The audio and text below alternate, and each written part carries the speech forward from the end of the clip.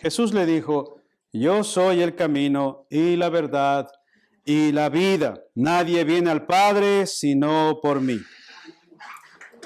Señor, te damos gracias por tu gracia, por tu misericordia, por tus bondades para con nosotros. Te rogamos que bendigas tu palabra, que perdones mis pecados y mis faltas y me ayudes, Señor, a predicar tu palabra con gracia, con denuedo.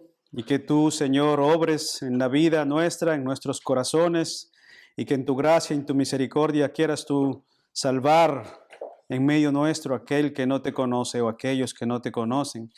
Y que sigas tú edificando a tu iglesia, Señor, a través de la predicación de tu palabra, consolando a tu iglesia a través de la predicación de tu palabra. Consuela tú hoy nuestras almas, nuestros corazones, afligidos por las diferentes dificultades de la vida, Señor.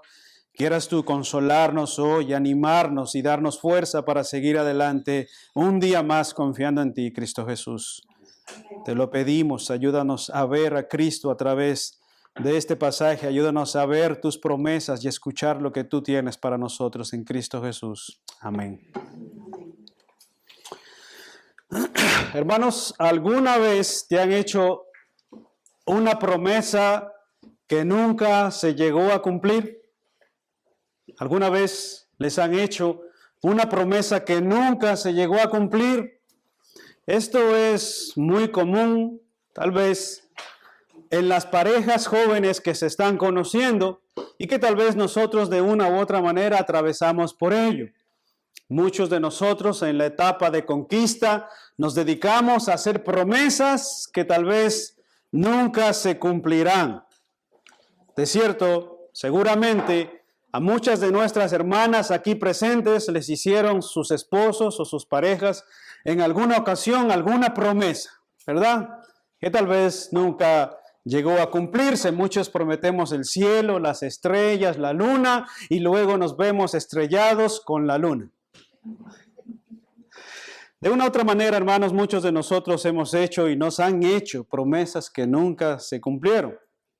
Ahora, si es así con nosotros, ¿qué decir de los políticos y los gobernantes de este mundo y sobre todo en nuestros países en Sudamérica, que es muy conocido las grandes campañas políticas que hacen los políticos justamente saliendo al pueblo y prometiendo cosas y cosas y cosas, ¿verdad? Que tal vez nunca llegan a cumplirse y no los vemos sino hasta después de 4 años cuando vuelven a la carga por más votos. Hermanos, pero todo lo contrario pasa cuando aquel que promete no es un hombre, no somos nosotros, no es un esposo, no es una esposa, no es un político, sino cuando aquel que promete es Dios. Todo es diferente. Y hay porciones en la Biblia, hermanos, como esta, que pueden dar lugar a un precioso sermón, sobre todo cuando unimos sus diferentes partes y enlazamos sus diferentes partes bajo un denominador común. Y este pasaje, hermanos, el que une las diferentes partes una con otra es una palabra que encontramos aquí clara, que es la palabra promesas. Promesas. Quisiera preguntarte, de hecho, ¿qué viene a tu mente cuando escuchas la palabra? ¿Qué escuchas o qué viene a tu mente cuando escuchas la palabra promesa? De pronto cuando alguien te promete algo, viene a tu mente algo bueno, que algo bueno se avecina, ¿verdad? Hermanos, la palabra promesa dentro de la Escritura es el ofrecimiento voluntario que Dios hace de bendiciones y de cosas buenas para los que en Él creen. En la Escritura, la palabra promesas es el ofrecimiento voluntario bendiciones y de bendecirnos a todos aquellos que en Él creen. De hecho, Jesús, hermanos, vino de parte de una promesa. Jesús vino de parte de una promesa que Dios hizo antes de la fundación del mundo, pero sobre todo en Génesis capítulo 3, versículo 15, Dios hizo la promesa de que enviaría un Salvador. Así que, hermanos míos, en este capítulo de Juan 14, de manera breve, de manera resumida, yo no voy a profundizar mucho sobre cada una de las promesas, así que las vamos a ver de manera breve, pero voy a estar compartiendo con ustedes 7 promesas o 7 grandes promesas de Juan 14, y la primera es la promesa de un hogar celestial. La primera promesa que encontramos en Juan capítulo 14 es la versículo 1 al 3, si son tan amables y me acompañan ahí, dice el versículo 1, no se turbe vuestro corazón, creéis en Dios, creed también en mí. En la casa de mi Padre muchas moradas hay. Si así no fuera, yo os lo hubiera dicho. Voy pues a preparar lugar para vosotros, y si me fuere y os preparare lugar, vendré otra vez y os tomaré a mí mismo, para que donde yo esté, vosotros también estéis. Si ustedes notan, hermanos, esta es la primera promesa, la promesa de un hogar celestial. Y para aquellos hermanos, para aquellos, o todos tal vez, no sé si todos, pero para aquellos que no tenemos casa propia, uno de los grandes objetivos y una de las grandes metas es llegar a tener una casa propia. Es llegar a tener un lugar donde habitar, aquel lugar donde podemos decirle cuando llegamos a casa, hogar, dulce hogar. De hecho, todo niño, o todo joven, o toda persona adulta, después de un largo tiempo fuera de casa, después ya sea de un viaje, después ya sea de vacaciones, o después de una jornada cansada laboral, lo único que deseamos es llegar a casa. Todos de una u otra manera llegamos a casa y se han preguntado ¿por qué? ¿Por qué es que deseamos tanto después de un largo de casa o después de una jornada laboral fuerte? Lo único que deseamos es llegar a casa. ¿Por qué? Porque es ahí donde nos sentimos cómodos, donde nos sentimos confortables, donde nos sentimos seguros y donde nos sentimos felices y podemos descansar al fin de nuestra larga jornada laboral. Incluso si venimos de viaje, es ahí donde podemos descansar. Ahora, mis hermanos, piensa en ese sentido.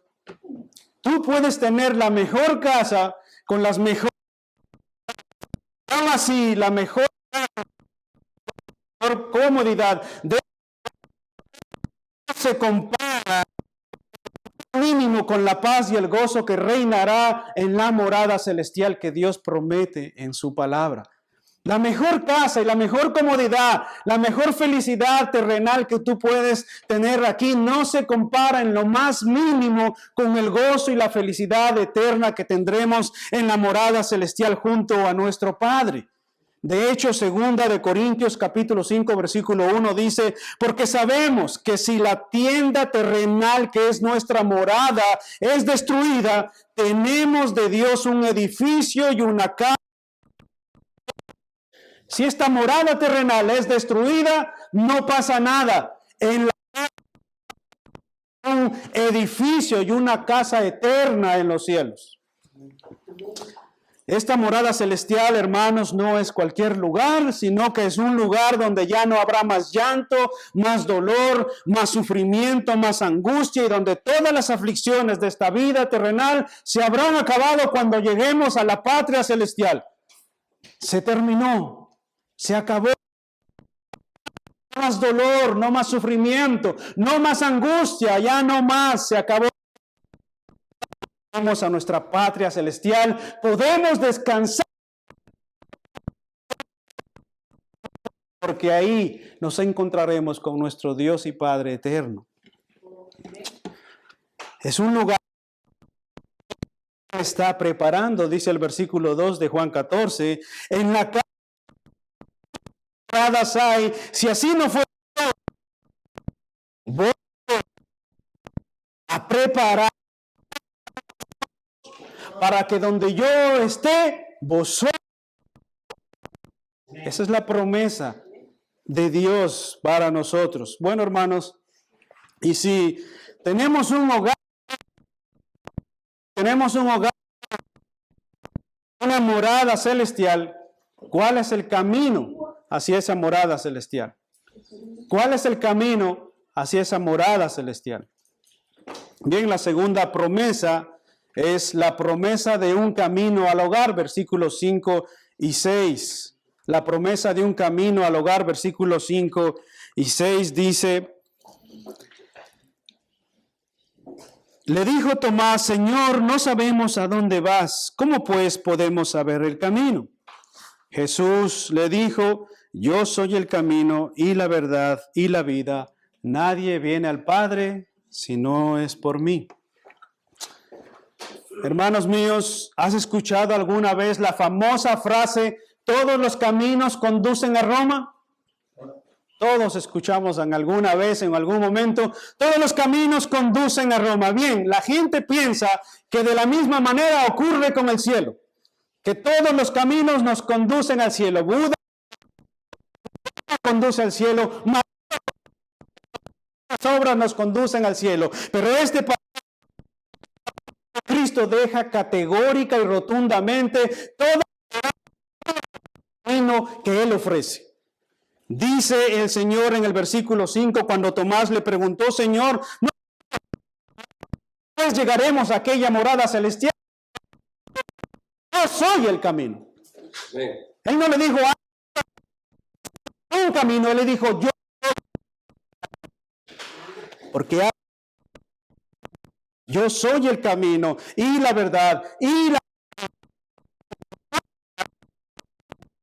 viene al Padre si no es por mí. Siempre me gusta decir esto, pero la palabra dice nada. En inglés, los que saben inglés ya saben lo que dice. Hermano, perdido en un mundo donde no hay muchos caminos, donde hay muchos caminos falsos, Cristo se ofrece como el camino verdadero para conducirle a la morada celestial. Cristo se ofrece como el camino para conducirnos a la morada celestial. Te hago la pregunta entonces, ¿estás tú en el camino? ¿Estás tú ya en este camino? ¿Es Cristo tu camino? ¿Tú estás ya en este camino?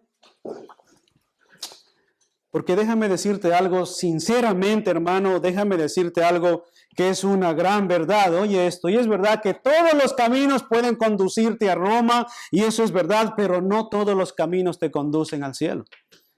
A la patria celestial hay un solo camino, y Cristo dijo, yo soy el camino. Así que, hermanos míos, si Dios nos ha prometido una morada celestial, nos ha prometido el camino para ir hacia esa morada celestial, también nos ha provisto de la compañía para caminar hacia esa patria celestial. Y esto nos da paso a nuestra tercera promesa que se encuentra en el versículo 16 y 17. La tercera promesa es la de una gloriosa compañía. Una gloriosa compañía, versículo 16 y 17 dice, y yo rogaré al Padre, y os dará otro consolador para que esté con vosotros para siempre. El Espíritu de verdad, al cual el mundo no puede recibir, porque no le ve ni le conoce, pero vosotros le conocéis, porque mora con vosotros y está en vosotros. Hermanos míos, varias son las maneras en que una persona puede considerar su cuerpo. Varias son las maneras en que una persona puede mimar su cuerpo, puede idolatrar su cuerpo, puede utilizar su cuerpo como una máquina de trabajo, puede dedicarlo a los placeres carnales de esta vida y puede utilizar su cuerpo como un instrumento para todo vicio. Varias son las maneras en que una persona puede considerar su cuerpo, pero 1 Corintios capítulo 6, versículo 19 dice lo siguiente: ¿O ignoráis que vuestro cuerpo es templo del Espíritu Santo, el cual está en vosotros y es el cual tenéis de Dios y no sois vuestros? Tú puedes considerar tu cuerpo de cualquier manera que tú quieras y que tú veas, pero si tú eres cristiano y si tú eres creyente, obviamente debes de saber esta gran verdad, por lo tanto debes poner atención a considerar cómo utilizas tu cuerpo, porque dice la Biblia que nuestro cuerpo es templo del Espíritu Santo. Los judíos consideraban el templo como la residencia especial de Dios, de modo que el cuerpo como un templo se convierte en un lugar especial de residencia para el Espíritu Santo de Dios. Cristo no solamente nos ofrece su hogar, su camino, sino que ha prometido por su Espíritu venir a morar no solamente alrededor nuestro, no solamente a nuestro lado, sino en nosotros. Esa es la gloriosa compañía del Espíritu Santo. Cuando el Espíritu Santo habita en una persona, esta pertenece a Dios. Por eso dice Pablo, no sois vuestros. Ya no sois más vuestros. Pertenecéis al Señor. Ya no sois más vuestros. Le pertenecemos al Señor. Nuestro cuerpo es templo del Espíritu Santo. Y esa es la promesa que nosotros encontramos aquí en este pasaje. La de la gloriosa compañía del Espíritu Santo. ¿Y por qué creen ustedes, hermanos, que el Señor nos ha enviado su compañía? ¿Por qué creen que el Señor nos ha enviado de su compañía? No cabe duda que solos no seríamos capaces. Solos no seríamos capaces. ¿Te has dado cuenta lo débil y lo frágil que eres? ¿Te has dado cuenta lo vulnerable, lo débiles que somos en muchos aspectos y de muchas maneras? ¿Te has dado cuenta de eso? Es obvio, hermanos, que para llegar a la patria celestial, y aunque tengamos el camino trazado que Cristo dijo, yo soy el camino, y aunque tengamos la compañía del Espíritu Santo, obviamente necesitamos recordar que las aflicciones y las pruebas de este mundo muchas veces pueden desviarnos. Entonces él sabía que en este mundo lleno de aflicciones y dificultades necesitamos no solo la compañía del Espíritu Santo, sino también el consuelo del Espíritu Santo. Y eso nos da paso a nuestra cuarta promesa, la promesa de un consolador. Versículo 25 y 26, la promesa de un consolador. Dice el versículo 25 de Juan 14, os he dicho estas cosas estando con vosotros, mas el Consolador, el Espíritu Santo, a quien el Padre enviará en mi nombre, Él os enseñará todas las cosas y os recordará todo lo que yo os he dicho.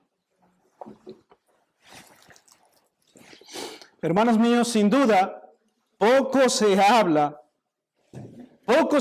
del Espíritu Santo, pero siempre está con nosotros. Pero poco hablamos de la compañía del Espíritu Santo, y aunque lo olvidamos y poco recordamos esta promesa bíblica, es el Espíritu Santo que nos recuerda todas estas cosas. Les voy a pedir si les pueden separar a los tres que están ahí. ¿Puedes cambiarte de plaza, por favor? Sí, a cualquiera de ellos.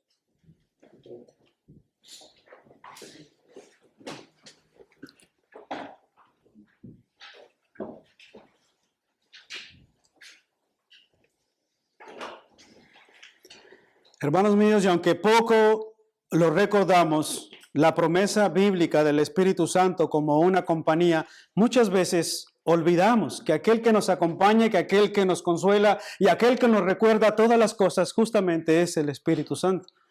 Muchas veces estamos pasando por aflicciones, dificultades en la vida. ¿Y quién consuela a nuestro corazón como solo sabe consolar Dios? ni siquiera las palabras de un pastor, ni siquiera las palabras del mejor de tus amigos o de tus amigas, ni siquiera las palabras de la persona que tú pensabas que iba a ayudarte, pueden consolar tu corazón como solo el Espíritu Santo de Dios puede consolarte. ¿Por qué? Porque el Señor dijo que Él nos recordaría todas las cosas que el Señor dijo. Él nos recuerda la verdad bíblica. Él es el quien habla la verdad bíblica a nuestros corazones cuando nuestros corazones están atribulados, cansados y desconfiados por las situaciones que estamos atravesando. Es el Espíritu Santo de Dios que nos recuerda la verdad bíblica de que Él estaría en nosotros.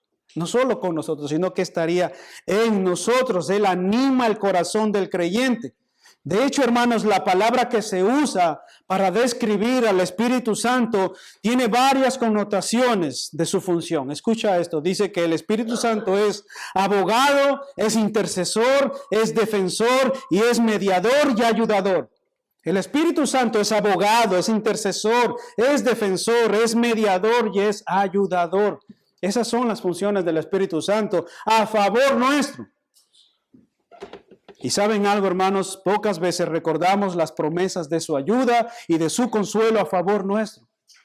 Pocas veces las recordamos. Nuestro camino a la patria celestial está lleno de días grises, llenos de días atribulados, llenos de dificultades, y haremos bien en recordar esta promesa.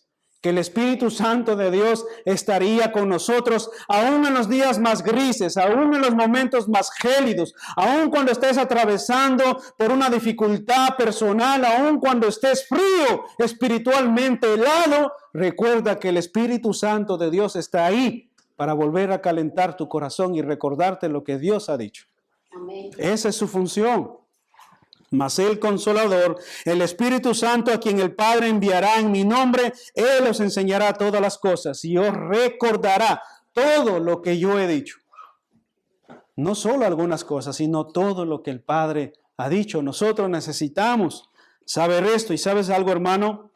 Aún en los peores momentos de nuestro caminar cristiano, aún en los peores momentos de nuestro caminar cristiano, Dios ha provisto un medio por el cual comunicarnos justamente con Él hacia la patria celestial, a donde nos dirigimos todos nosotros.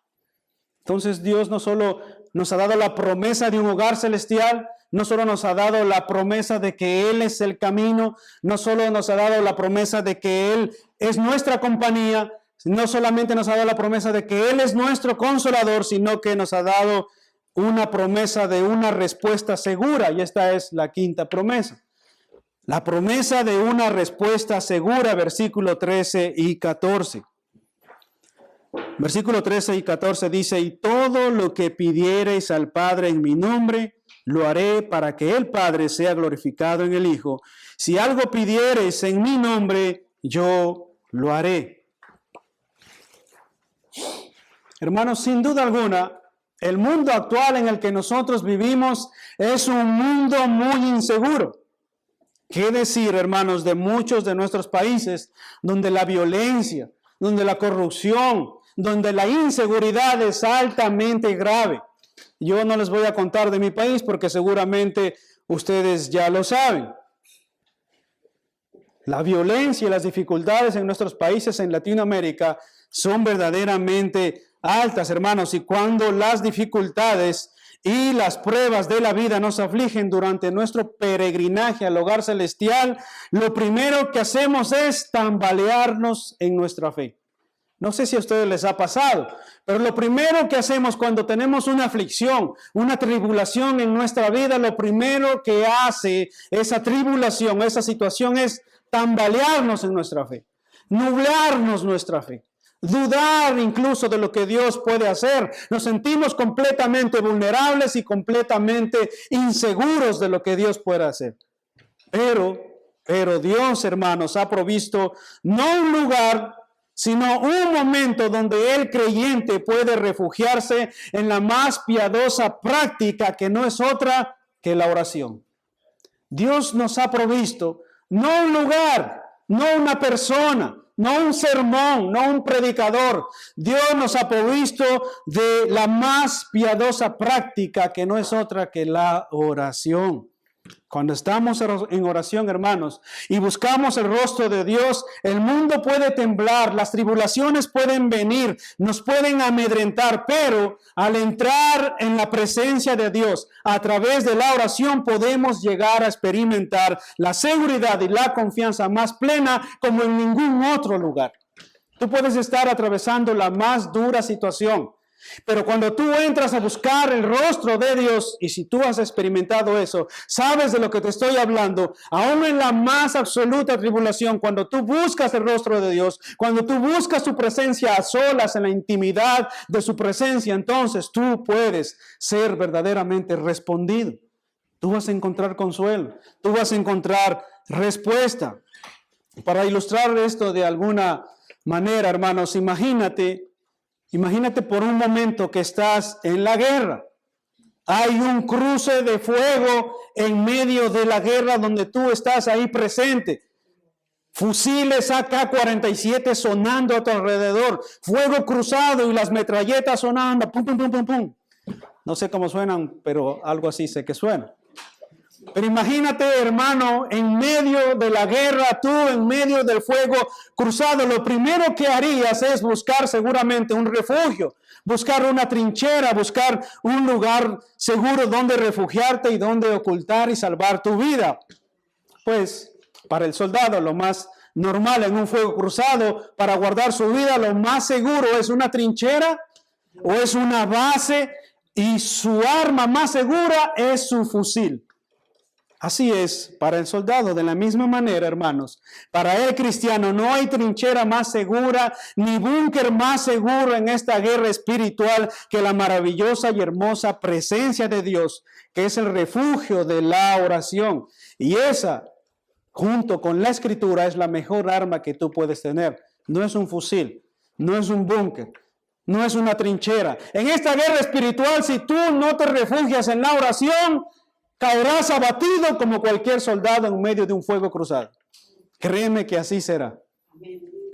Salmo 34, versículo 4 dice: busqué a Jehová y él me oyó y me libró de todos mis temores. Los que miraron a él fueron alumbrados y sus rostros no fueron avergonzados. Este pobre clamó y le oyó Jehová y lo libró de todas sus angustias. Segunda de Samuel, capítulo 22, verso 7 dice: en mi angustia invoqué a Jehová y clamé a mi Dios, y él oyó mi voz desde su templo, y mi clamor llegó a sus oídos. Si tú te das cuenta, en estos dos pasajes hay una actitud que el salmista hace y que el profeta hace. Dice el salmista en el Salmo 34, busqué a Jehová. Hay una intención. Hay una intencionalidad de buscar a Dios. Busqué a Jehová y oye esto. Él me oyó. Esa es la promesa. La promesa segura de que cuando tú busques, Él va a escuchar. Y cuando tú clames, Él va a oír. Busqué a Jehová y Él me oyó. Él me oyó y oye esto. Y me libró de todos mis temores. No de algunos, de todos. ¿Por qué? Porque busqué a Jehová y clamé a Jehová. Segunda de Samuel, capítulo 22, 7 dice: en mi angustia invoqué a Jehová y clamé, y oye esto, y Dios, mi Dios me oyó desde su templo y mi clamor llegó a sus oídos. Ya no necesitas a un cura, no necesitas a un intercesor, no necesitas los pastores que están más cerca de Dios para acercarte al Señor. Tú puedes acercarte a Dios en tu angustia, en tu tribulación, en tu dificultad. Busca y clama a Dios, pero debes buscarle. Debes ir a Él. Así que, hermanos, hasta ahí hemos visto la promesa de un hogar eterno, la promesa de un camino, la promesa de una gloriosa compañía, la promesa de un consolador divino, la promesa de una respuesta segura, y todo esto, ¿qué produce en nuestros corazones? Amén. La siguiente promesa es la promesa de una paz incomparable. Creo que la hermana escribió el sermón conmigo. Seguramente, y es obvio que todas estas cosas lo único que pueden traer y transmitir a nuestra vida es paz. Versículo 27 dice lo siguiente: la paz os dejo y mi paz os doy. Yo no os la doy como el mundo la da.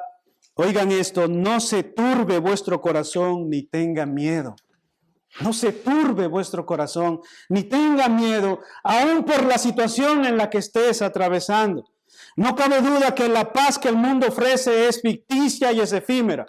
Hoy gozamos de la amistad de algún hermano, de la amistad de algún amigo, y mañana puede quebrarse, y mañana puede romperse. Tenemos una seguridad y paz aparente que muchas veces se rompe con cualquier cosa. Hoy estamos en paz y amanecemos en la mañana en paz y gozosos, y en la tarde podemos estar en guerra, en tribulación, cada uno cogido un fusil y en su trinchera. Cada uno. Pero la paz que Cristo nos ofrece es diferente. Hermanos míos, ponedme atención, la paz que Cristo nos ofrece es diferente. Primero, porque la paz que Dios nos ha dado es paz con Dios.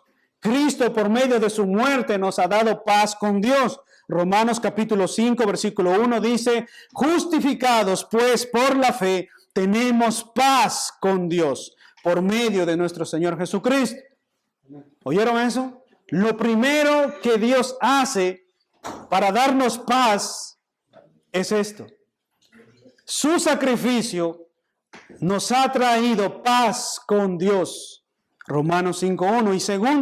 En segundo lugar, porque esa paz con Dios nos da paz con nuestro prójimo. La paz con Dios nos da paz, en consecuencia, con nuestro prójimo. Y en consecuencia nos da paz con nosotros mismos. Amén. Colosenses capítulo 3, versículo 15 dice: y la paz de Dios gobierne en vuestros corazones. La paz de Dios gobierne en vuestros corazones. ¿En qué momento? Cuando hay abundancia, cuando hay paz, cuando hay seguridad, cuando todo va bien, cuando no hay problemas, ni tribulaciones, ni dificultades. ¿En qué momento debe gobernar la paz en nuestros corazones? ¿En qué momento? ¿En qué momento? ¿En qué momento? En lo más duro de nuestras vidas, en lo más difícil de nuestra vida. En algún momento atravesaremos tribulaciones, angustias y dificultades que turbarán nuestro corazón, que tambalearán nuestra fe y nos harán verdaderamente un camino difícil. Pero es en ese momento que debemos recordar este pasaje: la paz de Dios que Cristo logró por su sacrificio en la cruz del Calvario, nos ha sido otorgada a nosotros. La paz que Cristo nos ha dado es por haber conseguido paz para con Dios. John MacArthur dice lo siguiente: si tú logras entender que Dios está usando todas las dificultades que estás enfrentando para perfeccionarte, entonces tendrás paz. Amén. Si tú logras entender que todas las dificultades que tú estás atravesando es para perfeccionar tu corazón, entonces tendrás paz. Porque todo obra para bien y todo gira para bien aquellos que amamos al Señor. Todo obra, aún la más grande dificultad que tú estés atravesando, eso lo utiliza Dios para perfeccionar tu fe y tu corazón delante de Dios. Entonces ten paz. Ahora bien, hermanos, todas estas promesas no pueden en absoluto estar desconectadas de la más grande promesa, que no es otra que la promesa del Evangelio. Y esto nos da paso a nuestra última promesa, la gloriosa promesa del Evangelio. Hermanos míos, todas estas promesas no pueden estar desconectadas, no podrían darse incluso sin la más grande de las promesas, la promesa del Evangelio de Jesucristo.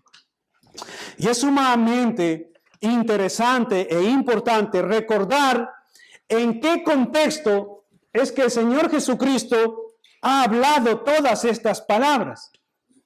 Si ustedes notan, en el contexto que el Señor Jesucristo está hablando es alrededor de una mesa. el Señor Jesucristo se había reunido con sus discípulos para celebrar la Pascua, o lo que se conoce como la institución de la Cena del Señor. Él se había reunido con ellos. Ese era un momento solo, privado, en intimidad con sus discípulos. Ahora, hermano, te voy a pedir algo. Imagina ese momento. Piensa en ese momento. Está Cristo en una mesa con sus discípulos. Les había hablado en el capítulo 13, incluso de Juan, que está pronto a morir, que está pronto a partir. Y Él está reunido ahí en ese momento y les está diciendo todas estas promesas y todas estas cosas que hemos estado hablando hoy. Y Él está ahí reunido con ellos. Él está prácticamente despidiéndose de ellos, ya que está a solo unas horas de ser traicionado, de ser negado y de ser abandonado por sus discípulos, aquellos que están sentados en su mesa y alrededor. Están solo a unas horas de verlo atribulado, de verlo golpeado, de verlo apresado, y seguramente viene a sus mentes todos los momentos que vivieron con Cristo. ¿Por qué? Porque el Señor les estaba diciendo que Él iba a partir, que Él iba a herirse, que Él iba a morir, que ya no estaría más con Él. ¿Y qué creen ustedes que esto traía al corazón de los discípulos? ¿Paz, sosiego, calma o turbulencia? Hermanos, aquel que había hecho calmar los mares y calmar las tempestades estaba a punto de partir, estaba a punto de irse. Aquel que salía a defenderlos, aquel que salía a sanar los enfermos, a curar y sanar a los endemoniados, aquel que hacía prosperar todo lo que tocaba, aquel que hacía transformar los peces y los panes para que ellos pudieran comer, estaba a punto de partir, estaba a punto de irse, y ahora les está diciendo que se va, que tiene que morir, que será entregado a muerte. Y eso obviamente les aflige. Y mientras Él le dice estas cosas, al mismo tiempo les está consolando en sus corazones y les dice lo que les dice en el versículo 1 y en el versículo 27. No se turbe vuestro corazón ni tenga miedo. No se turbe vuestro corazón ni tenga miedo. Pero, hermanos, ¿saben algo?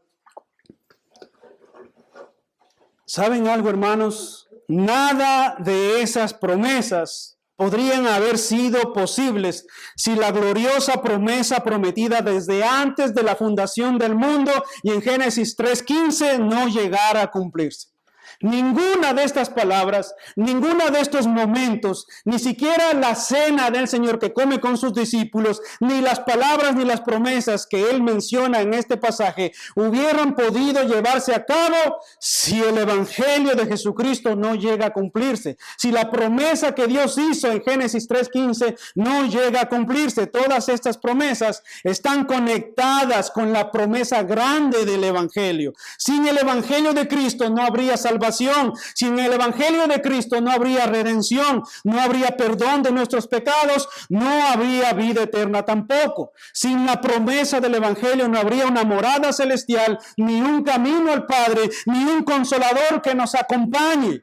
Sí, mis hermanos, Cristo el Señor prometió o ha prometido desde antes de la fundación del mundo venir a salvar. Él había sido ungido por el Padre para salvarnos a nosotros, muriendo en la cruz del Calvario y tomando nuestro lugar. Es Él el que está ahí con ellos, comiendo en ese lugar, y es Él el que menciona estas palabras, y es Él el que está con nosotros también diciéndonos todos los días: no se turbe vuestro corazón ni tenga miedo. Voy al Padre para preparar morada para vosotros, para que donde yo esté, vosotros también estéis. Versículo 18 dice: no os dejaré huérfanos, vendré otra vez a vosotros, todavía un poco más y el mundo no me verá más, pero vosotros me veréis, porque yo vivo, vosotros también viviréis. En aquel día vosotros me conoceréis, que yo estoy en mi Padre y vosotros en mí, y yo en vosotros. Yo iré a preparar lugar para que donde yo esté, vosotros también estéis. Porque yo vivo, vosotros también viviréis. Entonces, hermanos, es por Cristo nuestro bendito Salvador, que tenemos la promesa de un hogar celestial, la promesa de un camino al hogar, la promesa de un refugio seguro, la promesa de un consolador, la promesa de una gloriosa compañía, la gloriosa promesa de una paz incomparable y la gloriosa promesa del Evangelio de Jesucristo. Esa es la gloriosa promesa que Dios ha hecho al mundo en Juan 3:16, que dice lo siguiente: porque de tal manera amó Dios al mundo que nos ha dado a su Hijo unigénito, para que todo aquel que en él crea no se pierda, mas tenga vida eterna. Esa es la gran promesa del Evangelio en Cristo Jesús. Esa es la promesa del Evangelio. Así que, en conclusión, hermanos míos, ¿no crees tú acaso que no vale la pena emprender el camino a este lugar celestial, permanente y eterno, contando con todas estas promesas? ¿No crees tú acaso que no vale la pena emprender nuestro camino hacia la patria celestial contando con todas estas promesas?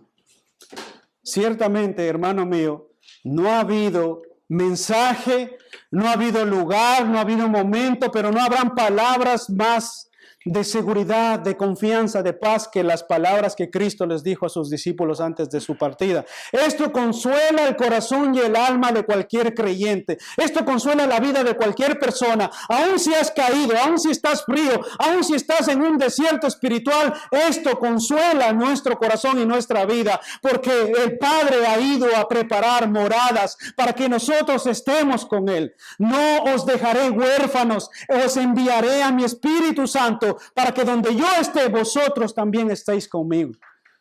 No se turbe vuestro corazón ni tenga miedo, que en la casa de mi Padre muchas moradas hay.